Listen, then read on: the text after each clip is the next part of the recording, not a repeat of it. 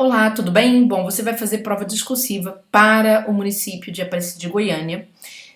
Eu vou falar sobre os estudos de caso exatamente desta banca, tá? Para você ter uma noção de como que a banca projeta o trabalho.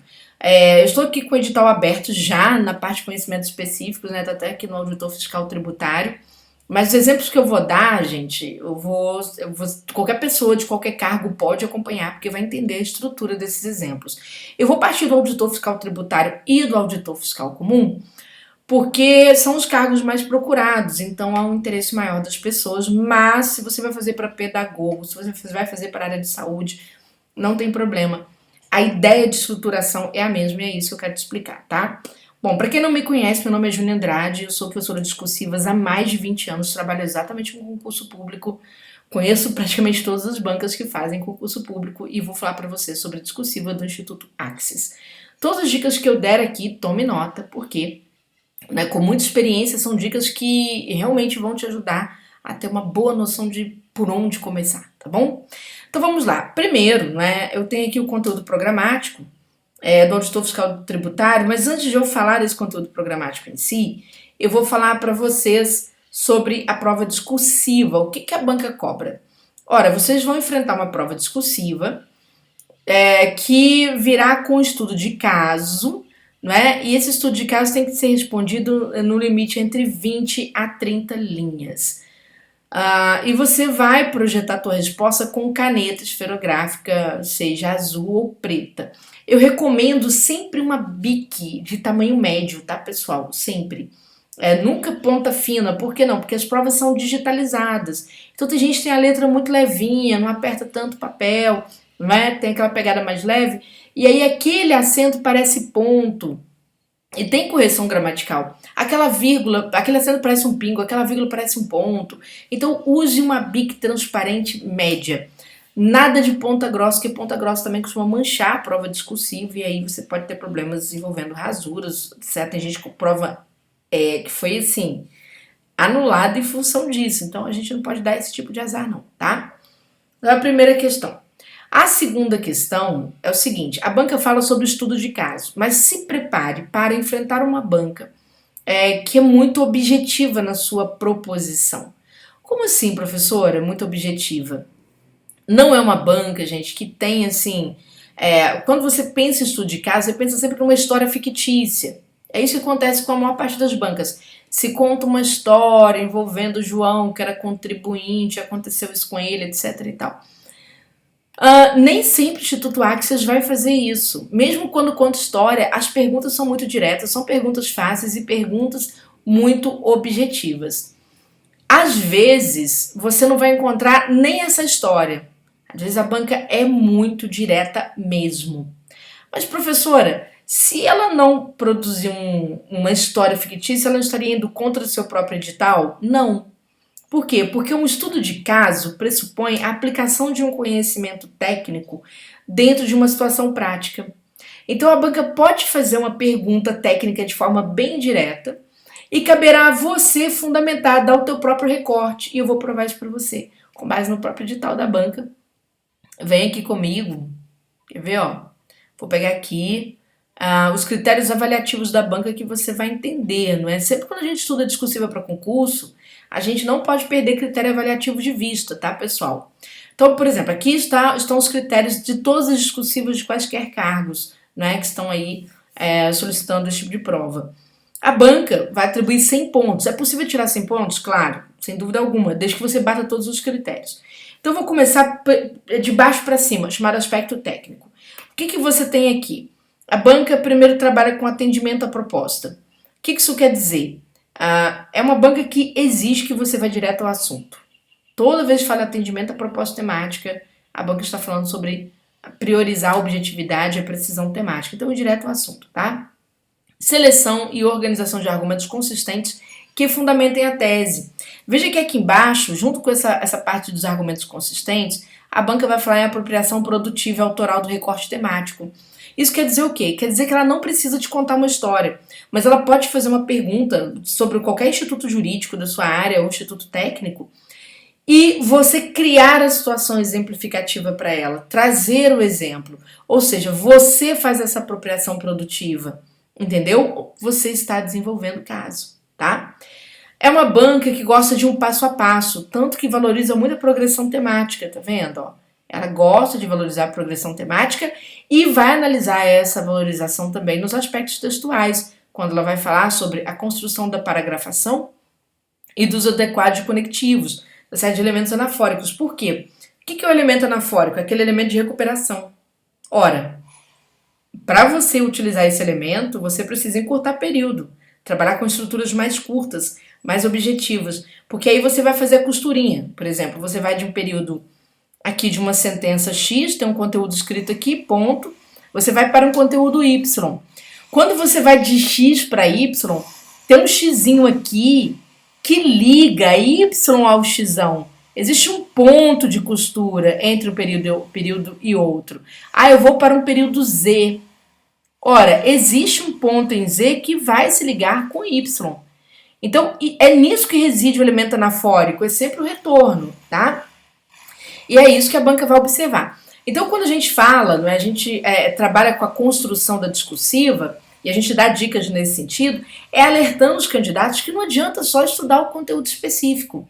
Muita gente tem conteúdo pra caramba, mas não tem noção de procedimento, ou não entende os critérios avaliativos e produz um texto automático. E às vezes, gente, professores na área, professores de conhecimento técnico, vez ou outra algum colega me chama atenção e fala, Júnia, poxa, eu fiz uma prova, não fui muito bem da minha área.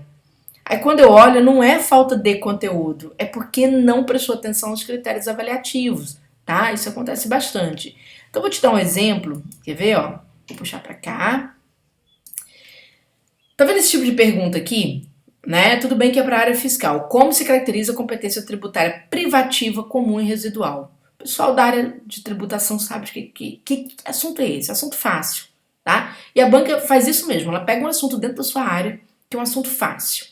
O que ela vai analisar? Ela está preocupada com a exibição de conteúdo?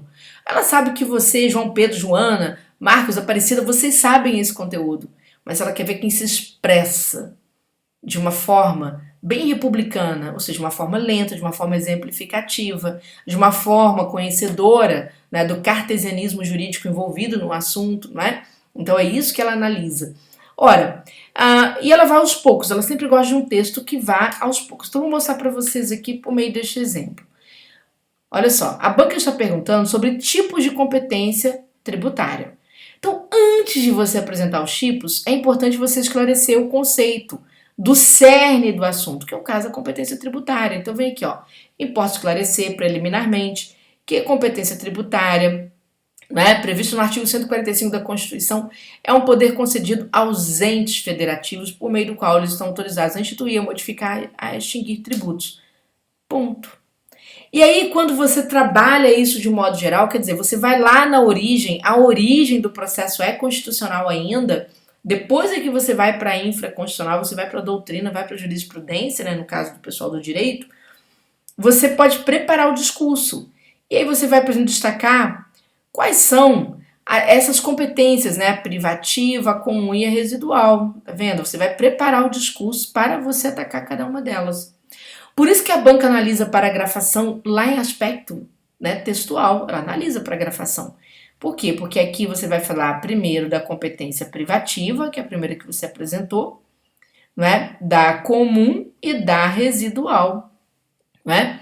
E quando você fala, veja que mesmo sendo uma pergunta muito direta, ou seja, a pergunta não está, né, sendo subsequente a um estudo a um caso exemplificativo, traga exemplo, porque o estudo de caso também pode acontecer na tua própria dissertação. Então veja que aqui, ó, alguns impostos, taxas e contribuições são de competência privativa da União, como, por exemplo, o imposto de renda. Então, quando você exemplifica, você diz o que vai acontecer com o teu paciente, diz o que vai acontecer com o contribuinte, você joga para o exemplo, né? Mesmo numa questão simplória como essa, você está trabalhando o estudo de caso, tá? Existem situações que você tem realmente o casinho, de certa forma notória, mas existem situações que não. Instituto Axis tem essas, vamos dizer assim, esse tipo de comportamento. Então, por exemplo, para você não se assustar, né? Porque às vezes o aluno chega na hora da prova discursiva, ele fala: a banca não cumpriu o que estava no edital, vou pedir a anulação da prova, não sei o quê. Não, ela está cumprindo, é que de repente o teu conhecimento sobre aquilo é muito limitado a vários exemplos muito comuns na área de concurso público.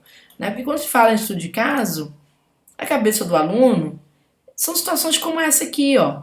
Tomando conhecimento de que uma grande quantidade de imigrantes que cruzaram a fronteira do seu país de origem, né, para o Brasil.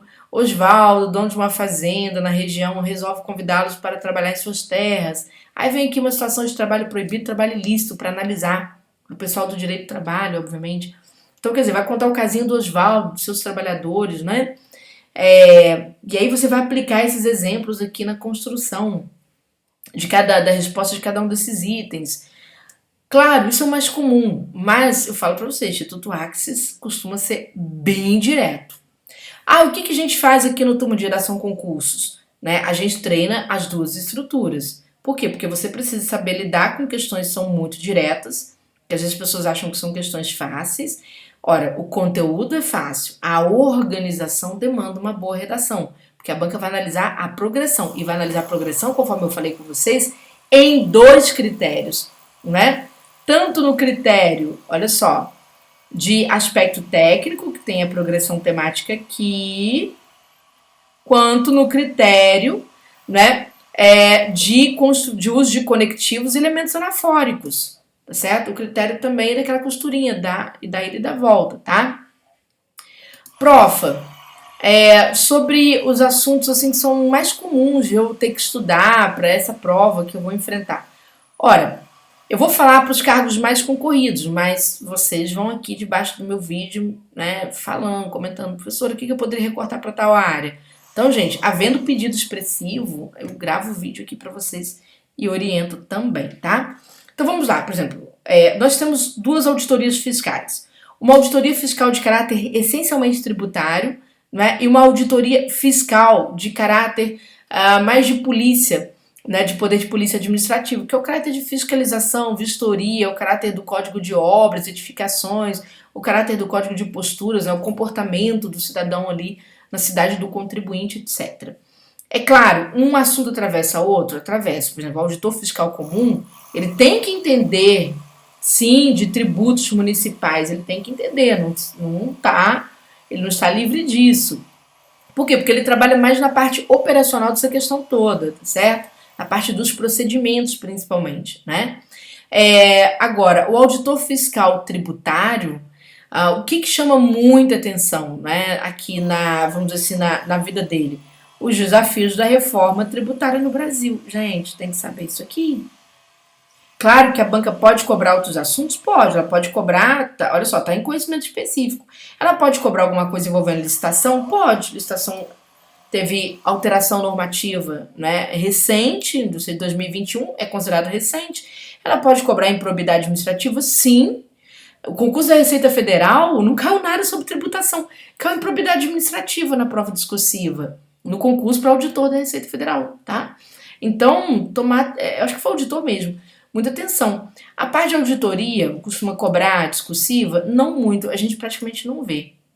Tá bom? Então, o que a banca pode cobrar muito é a parte de direito administrativo, que ela adora, né? A parte dos fundamentos do direito tributário, de fato, né? E a auditoria fiscal comum, Júnior, pode também cobrar várias coisas ligadas à administração pública, ou seja, aquela parte mais do direito administrativo dentro da administração pública, e cobrar também as questões, né?